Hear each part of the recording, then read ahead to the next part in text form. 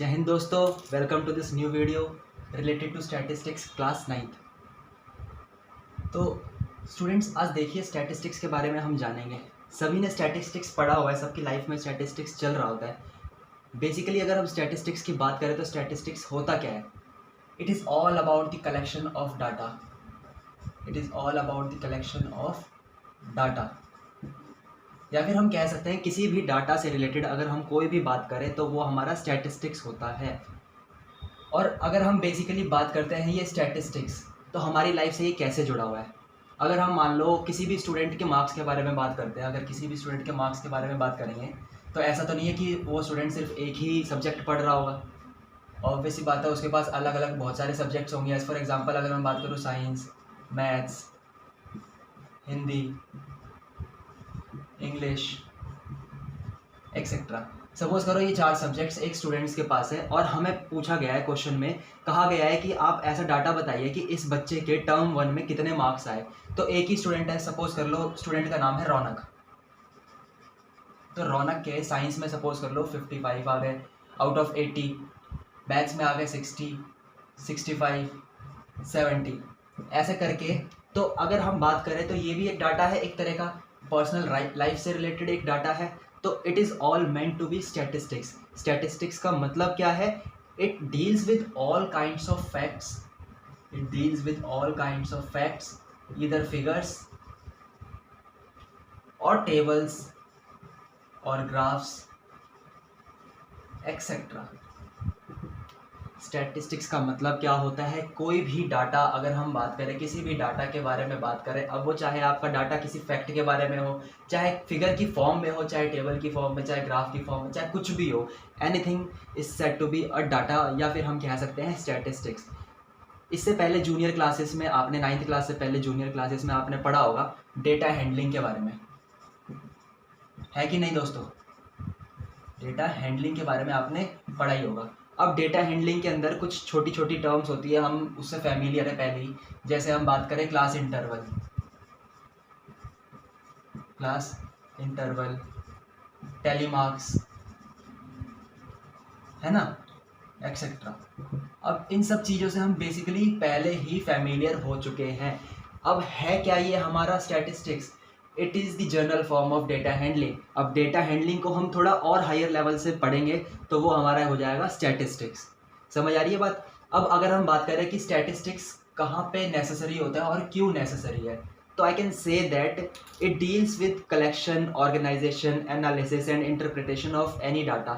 कोई भी चीज़ चल रही होती है, हम उस चीज़ का भी डाटा निकाल सकते हैं और कोई भी चीज़ हम इंटरप्रेट कर सकते हैं इन फ्यूचर की क्या डाटा होना चाहिए। एज़ फॉर एग्जांपल अगर मैं इंडिया की जीडीपी की बात करूं तो एट प्रेजेंट इंडिया की जीडीपी 8 पॉइंट समथिंग पहुंच चुकी है ना। और अगर हम फ्यूचर की बात करें तो ये जीडीपी जो है आगे भी बढ़ सकती है अगर मोदी जी रहे तो। अगर मोदी जी जिंदा रहेंगे तो क्या पता जीडीपी सबसे आगे चली जाए 2050 तक, है ना। तो यही हमारा स्टैटिस्टिक्स है कि हम प्रेजेंट डाटा के बारे में भी बात कर सके और फ्यूचर में आने वाले डाटा के बारे में बात कर सके। अब बेसिकली अगर हम बात करें कि ये स्टैटिस्टिक्स वर्ड आया किसके दिमाग में, कौन था वो खुरापात आदमी? तो आदमी का तो पता नहीं, लेकिन एक लैटिन वर्ड है ये। It is a Latin word, statistics is a Latin word which means status. ये एक लैटिन वर्ड है जिसका मतलब होता है स्टेटस। अब स्टेटस इन द सेंस कि गरीब अमीर नहीं, it's a political status. Political status. अब बेसिकली जैसे मैंने अभी आपको बताया थोड़ी देर पहले कि स्टैटिस्टिक्स का मतलब ही होता है कलेक्शन ऑफ डाटा, या फिर इंटरप्रिटेशन, ऑर्गेनाइजेशन, या फिर एनालिसिस ऑफ एनी डाटा। तो स्टैटिस्टिक्स का यही मतलब हुआ। तो हम कह सकते हैं कि पॉलिटिकल जो स्टेटस हो सकता है किसी भी चीज़ का, किसी भी ऑर्गेनाइजेशन का, तो हमारा स्टैटिस्टिक्स होता है। अब बेसिक नीड क्या पड़ गई हमें स्टैटिस्टिक्स की? किसी भी बड़े बड़े डाटा को ऑर्गेनाइज करके एक फॉर्मेट में लिखने के तरीके के लिए हमने ये स्टैटिस्टिक्स करा। सपोज करिए आपके एक साल में 365 डेज होते हैं, 1 ईयर में आपके 365 डेज होते हैं। अब आपने इन 365 डेज में क्या क्या काम किया, अब इस चीज़ का याद रखना तो कंपल्शन नहीं है और ना ही कोई याद कर सकता है। अब ह्यूमन माइंड ऐसा है नहीं कि ये 365 डेज हमने क्या करा ये हम याद रख सके। तो 365 डेज को हम क्या करेंगे, एक डाटा के फॉर्म में शॉर्ट फॉर्म में कन्वर्ट कर देंगे और वही डाटा हमारा क्या कहलाएगा, स्टैटिस्टिक्स कहलाएगा। तो it was the basic need for the organisation of statistics या फिर ओरिजिनेशन ऑफ स्टैटिस्टिक्स। तो ये था हमारा इंट्रोडक्शन पार्ट, ठीक है। अब इंट्रोडक्शन पार्ट हमारा यहाँ पे ख़त्म हो जाता है। अब स्टैटिस्टिक्स के अंदर हम सपोज करो मैं एक एग्जांपल ले लेता हूँ। आपकी एनसीईआरटी में आपका सबसे पहला ही एग्जांपल देखते हैं। क्वेश्चन है हमारा एग्जांपल में, कंसीडर द मार्क्स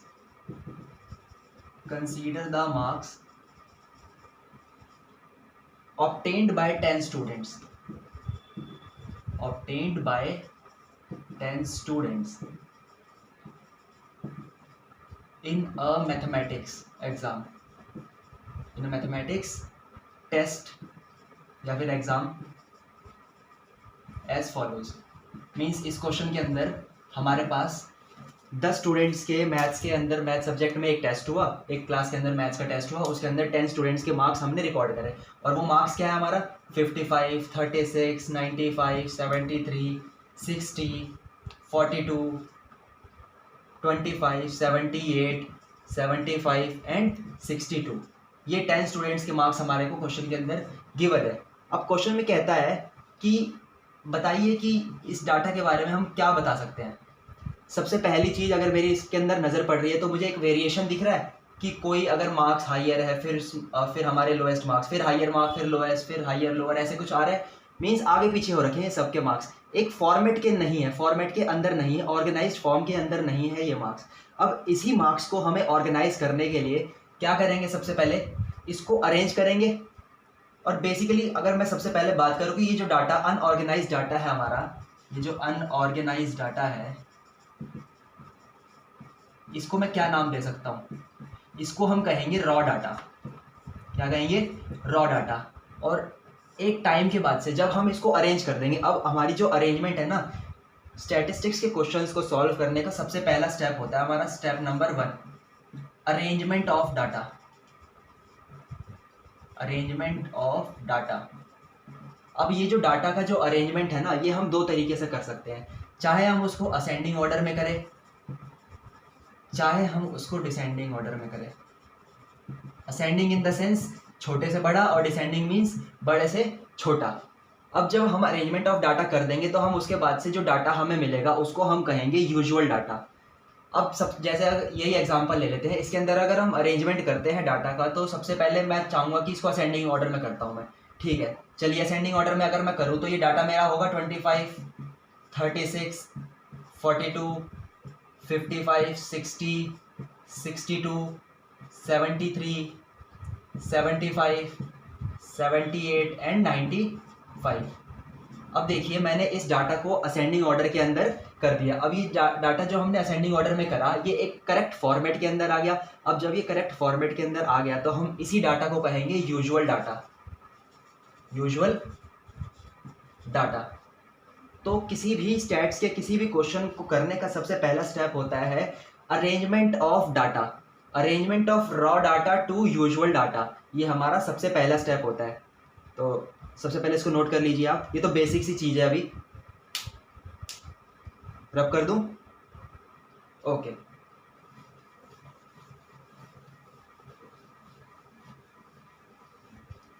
अब इस क्वेश्चन को करने का मतलब क्या था, हमारा क्या मोटिव था इस क्वेश्चन को करने का।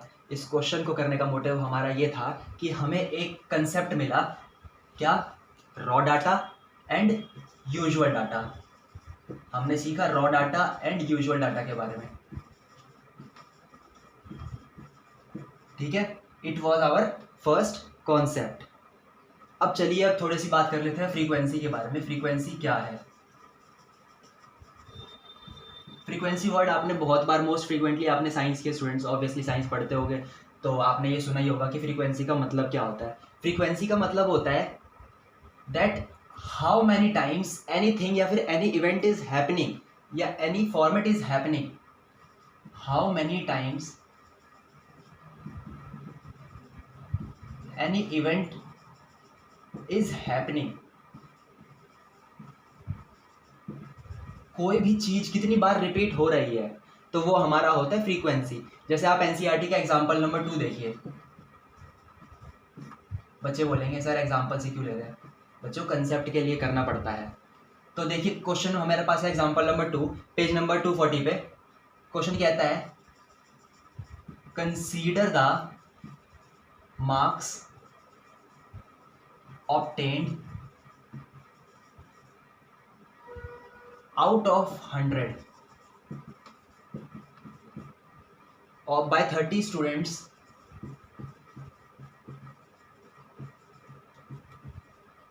of class 9th of a school। अब देखिए जो मैं नीचे डाटा लिखने जा रहा हूँ ना, वो 30 स्टूडेंट्स का डाटा है और एक स्कूल के अंदर बच्चों ने उतना स्कोर करा है आउट ऑफ 100। तो देखिए इसमें है 10, 20, 36, 92, 95, 40, 50, 56, 60, 70, 92, 88, 82, 80, 70, 72, 70, 36, 40, 36, 40, 92, 40, 50, 50, 56, 60, 70, 60, 60, 70, 60, 60 एंड 88। अब हमारे पास ये टोटल जो मार्क्स गिवन है स्टूडेंट्स के, ये 30 स्टूडेंट्स के मार्क्स है। एक एग्ज़ाम हुआ, ठीक है, चलिए देखिए एक एग्ज़ाम हुआ स्कूल के अंदर 9th क्लास के स्टूडेंट्स का, और उनके आउट ऑफ 100 इतने बच्चों के स्कोर आए। इतने कम तो 10 नंबर 20 नंबर, कैसे कैसे बच्चे हैं, कितने गंदे बच्चे हैं। 10 नंबर 20 नंबर किसके आते हैं, डूब मरोगे। ठीक है, तो अब चलिए ठीक है, ऊपर रख कर दूँ मैं ये एग्जाम्पल नंबर 2 है। अगर हम देखें ये जो डाटा है, अभी मैंने थोड़ी देर पहले एग्जाम्पल नंबर 1 में आपको बताया कि ऐसा अनअरेंज डाटा हम कहेंगे इसको रॉ डाटा। सबसे पहले हम इसको क्या करेंगे, अरेंज करेंगे। अरेंज इन द सेंस अगर हम देखें तो इसमें कई स्टूडेंट्स के मार्क्स जो है सेम है। अगर मैं देखूँ यहाँ पे 40, तो 40 अगर देखे जाए पूरे क्वेश्चन के अंदर, पूरे डाटा के अंदर, तो 40 इसमें बहुत बार रिपीट हो रहा है, 4 टाइम्स रिपीट हो रहा है कि नहीं। तो एक ही नंबर बार बार रिपीट हो रहा है, तो हमें एक ही नंबर को बार बार लिखने की ज़रूरत नहीं है। इसको करने का एक तरीका है, इसको हम क्या करेंगे, अरेंज करेंगे एक फॉर्मेट के अंदर। अब वो फॉर्मेट हमारा क्या होगा, इन टैब्यूलर फॉर्मेट, इन टैब्यूलर फॉर्मेट। अब टैब्यूलर फॉर्मेट में हम कैसे करेंगे, देखिए आपको पता है यहाँ पे हम लिखेंगे मार्क्स और एक तरफ लिखेंगे हम फ्रीक्वेंसी या फिर number of students. Number of students, यहाँ पे सॉल्यूशन कर रहा हूँ मैं, ऊपर से क्वेश्चन नीचे है, नंबर ऑफ स्टूडेंट्स। ठीक है, I am rubbing this alphabetical part, इसकी ज़रूरत भी नहीं है। चलिए, अब ये जो नंबर ऑफ स्टूडेंट्स है ना, नंबर ऑफ स्टूडेंट्स, नंबर का मतलब जहाँ पर भी नंबर आ जाए ना, तो नंबर का मतलब ही हमारा होता है फ्रीक्वेंसी। क्या बोलेंगे हम इसको, फ्रीक्वेंसी। अब देखिए हम इसको अगर असेंडिंग ऑर्डर के अंदर लिखते हैं, इस डाटा को अगर हम असेंडिंग ऑर्डर के अंदर लिखते हैं, तो सबसे पहले मुझे दिखता है 10। तो क्या करा मैंने, यहाँ पे लिख दिया 10। अब ये 10 कितनी टाइम्स रिपीट हो रहा है, पूरे डाटा में देखिए 10 सिर्फ एक ही बच्चे के नंबर आए हैं। पता नहीं कैसा बच्चा है ये, पढ़ता लिखता नहीं है, माँ बाप के पैसे बर्बाद कर रहा है। इसके बाद से दूसरा छोटा नंबर हमें दिख रहा है 20, कि 20 कितनी टाइम्स रिपीट हो रहा है, अगेन ये भी सिर्फ 1 टाइम रिपीट हो रहा है। 20 के बाद अगला छोटा नंबर हमारे पास है 36। अभी 36 देखते हैं कितनी बार रिपीट हो रहा है। 1, गिनती तो आती है ना, या वो भी सिखानी पड़ेगी, 2, 3, बस ये 3 टाइम्स। अब 36 के बाद से हमें दिख रहा है अगला छोटा नंबर कौन सा है, 40। अब ये 40 कितनी टाइम्स रिपीट हो रहा है, देखिए मैंने बताया था आपको 1, 2, 3, 4 टाइम्स ये 40 रिपीट हो रहा है। और 40 के बाद से अगला छोटा नंबर कौन सा हमारे पास, 50 कितनी बार रिपीट हो रहा है, 1, 2, 3, ओनली 3 टाइम्स, तो यहाँ लिख दीजिए 3। अब 50 के बाद हमारा कौन सा नंबर रिपीट हो रहा है, 56। अब 56 कितनी बार रिपीट हो रहा है, 56 हमारा हो रहा है 1, 2, 2 टाइम्स एंड सो ऑन। ऐसे ही करके, मैं पूरा सॉल्व नहीं कर रहा इसको, ऐसे ही करके हमारा जो डाटा है ना अरेंज करते जाएंगे, हम छोटे से बड़े नंबर में आते जाएंगे। ठीक है, चलिए कर ही देते हैं। 60 कितनी टाइम्स रिपीट हो रहा है? देखिए 1 2 3 एंड 4, ये भी 4 टाइम्स रिपीट हो रहा है। चलो रहने देते हैं इसको। बेसिकली इस क्वेश्चन के थ्रू मैं आपको ये समझाना चाहता हूँ कि कोई भी डाटा अगर हमारे पास गिवन है, अब यही आपके सामने जो इतने सारे मार्क्स गिवन थे, इतने सारे मार्क्स में कई बच्चों के सेम मार्क्स रिपीट हो रहे हैं, कई बच्चों के 10 आ रहे हैं, कई बच्चों के 40 आ रहे हैं, तो ये 4 बच्चों के 40 आए, 36 मार्क्स 3 बच्चों के आए, 50 मार्क्स 3 बच्चों के आए। अब ये एक ही डाटा हम बार बार ना लिखने की बजाय एक ही बार लिख करके अगर डिनोट कर दें तो वही हमारा क्या कहलाएगा? फ्रीक्वेंसी। अब इस फ्रीक्वेंसी को भी दिखाने का एक तरीका होता है। जैसे सपोज करो इन इतने बच्चों का ले लेते हैं हम। बचपन में हम सीखते आ रहे हैं टैली के बारे में आपने सुना होगा। खैर लॉकडाउन वाले बच्चे हो आप लोग, नहीं सुना तो मैं बता देता हूँ। क्या करते हैं टैली में हम? सबसे पहले जो फ्रीक्वेंसी होती है ना, उतने टाइम्स हम एक डंडी खींच देते हैं। जैसे यहाँ पे 1 है तो मैं यहाँ पे 1 डंडी खींचूंगा, 1, यहाँ पे अगेन 1 तो यहाँ पे भी 1। नेक्स्ट में हमारा 3 है तो 1 2 3। नेक्स्ट में हमारा 4 है तो 1 2 3 4। Next again 3 1 2 3।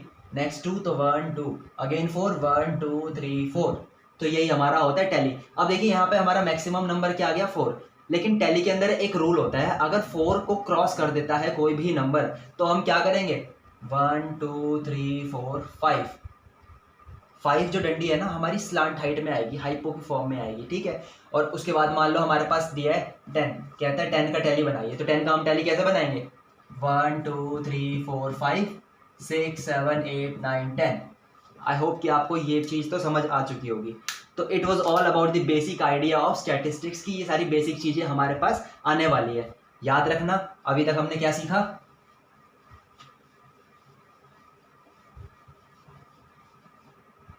हमने इसके अंदर अभी तक सीख लिया सबसे पहले प्रेजेंटेशन ऑफ डाटा कैसे होता है,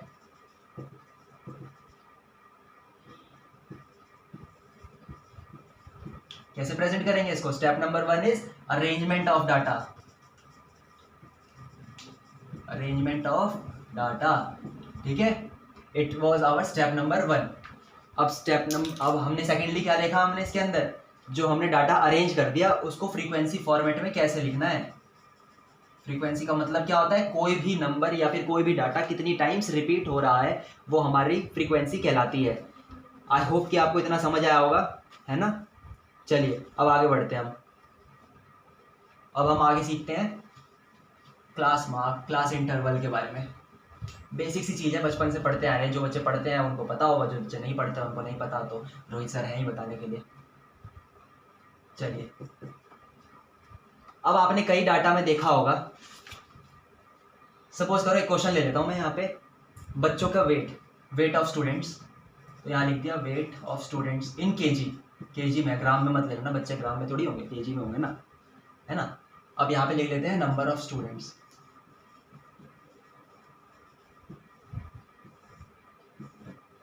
सपोज करिए वेट इन केजीज के अंदर रेंज आती है 31 से। बच्चे का जो वेट है, 5 साल का बच्चा है, ठीक है, उसका वेट जा रहा है 31, नहीं 5 साल कम हो गया, चलिए 10 साल लेते हैं। 10 साल का बच्चा है, उसका वेट जा रहा है, 10 साल के ऊपर के बच्चों की रेंज लेते हैं 31 से 35, 35 टू 40, 40 टू 45, 45 टू 50, 50 टू 55। ठीक है, ये वेट इन केजीज ले लिया हमने स्टूडेंट्स के। सपोज करो 31 से लेके 35 के बीच में जो बच्चे हैं, एक सर्वे के थ्रू हमने 50 स्टूडेंट्स का एक सर्वे करा, 50 स्टूडेंट्स का, एक क्लास के अंदर 50 स्टूडेंट्स थे, उनका सर्वे करा। उनका जो वेट है ना 31 से लेके 55 के बीच में जा रहा है। ठीक है, तो अब देखते हैं 31 से 35 के बीच में, सपोज करो किसी की 31, किसी का 32, 33, 34, 35, ठीक है, ये वेट जा रही है। तो ये 9 स्टूडेंट्स की है। और सपोज करो 35 से 40 के बीच में 2 स्टूडेंट्स का वेट है, 40 से 45 के बीच में 3 स्टूडेंट्स, इसमें 2, इसमें अगेन 4। ठीक है, तो ये हमारे पास वेट एक डाटा दे दिया, रफ डाटा ले लिया हमने। ठीक है, अब इसके अंदर अगर हम देखें कि क्लास इंटरवल क्या है, क्या चीज़, क्लास इंटरवल क्या है, या फिर क्लास लिमिट के बारे में अगर हम रेंज के बारे में बात करते हैं। पहले देखिए रेंज,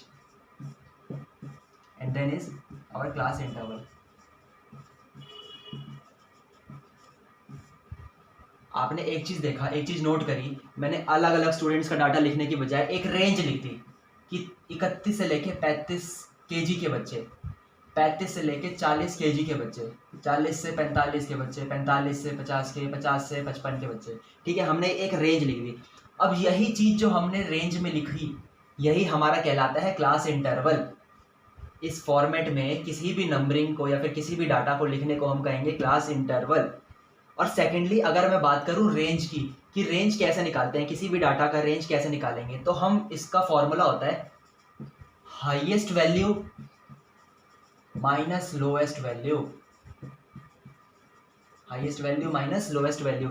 अगर इसमें से मान लो मैं ले लेता हूँ 40 से 45 के बीच, इसी डाटा की, इसी क्लास इनकी क्लास इंटरवल में से मैं कोई भी वैल्यू ले ली, मैंने कहा 45 से लेके 50 के बीच की क्या रेंज होगी, तो इसके अंदर हाईएस्ट वैल्यू आपको दिख रही है कि 50 है और लोएस्ट वैल्यू 45 है, तो इसके अंदर इसको मैं पुट कर दूं, highest value is 50 minus lowest value is 45, 50 minus 45 becomes 5, तो इस पूरे डाटा का रेंज हमारे पास आ जाता है 5।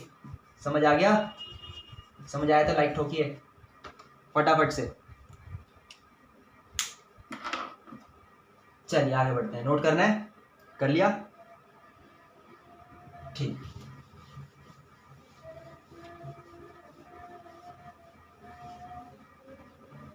स्टैट्स सर, स्टैट्स पे वीडियो बना दो। लो बना दी वीडियो। चलिए अब एक चीज बताता हूं, आप बोलोगे अरे सर अभी तो बताइए आपने। Grouped frequency distribution and secondly ungrouped frequency distribution. Grouped frequency distribution क्या होता है और अनग्रुप्ड फ्रीक्वेंसी डिस्ट्रीब्यूशन क्या होता है, ये जानते हैं। ये जानने के लिए बने रहिए इस वीडियो के अंदर, ठीक है? और जो लोग बोर हो रहे हैं वो भी इसके अंदर, वीडियो के अंदर बने रहिए, ठीक है?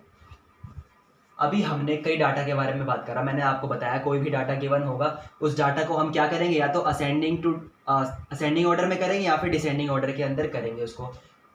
अगर हमने इसको अरेंज कर दिया, डाटा हमारा अरेंज्ड हो गया, चाहे वो असेंडिंग में हो चाहे वो डिसेंडिंग के अंदर हो, तो वो हमारा क्या कहलाएगा, ग्रुप्ड फ्रीक्वेंसी डिस्ट्रीब्यूशन। अगर हमारा डाटा जो है अनअरेंज्ड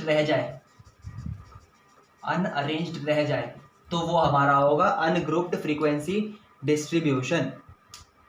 समझ आया? चलिए तो इसी बात पे लाइक कर दीजिए। आगे बढ़ते हैं हम लोग।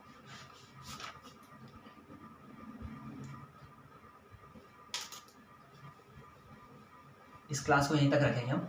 मैं आपको एक शॉर्ट समरी दे देता हूँ कि आज की क्लास में हमने क्या देखा।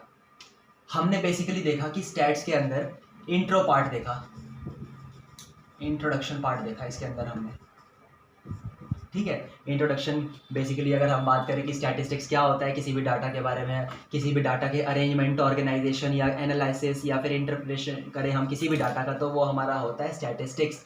ये हमने देखा। फिर हमने देखा raw data and usual data,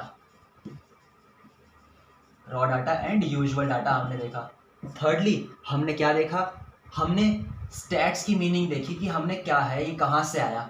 ये बेसिकली आया था, हमारा लैटिन वर्ड है, लैटिन वर्ड मीन्स स्टेटस, ठीक है? फोर्थली हमने क्या देखा, इसके बाद से हमने देखा रेंज क्या होता है, हमने देखा क्लास इंटरवल क्या होता है ना? हमने ये सारी चीज़ें देखी। फिर हमने ये भी देखा फ्रीक्वेंसी क्या होता है। अरे रे रे, मैं तो भूल गया, टैली भी तो था जो आपने लॉकडाउन में पढ़ा नहीं। चलिए रोहित सर ने आपको पढ़ा दिया। चलिए मिलते हैं आपसे नेक्स्ट सेशन में, तब तक के लिए जय हिंद।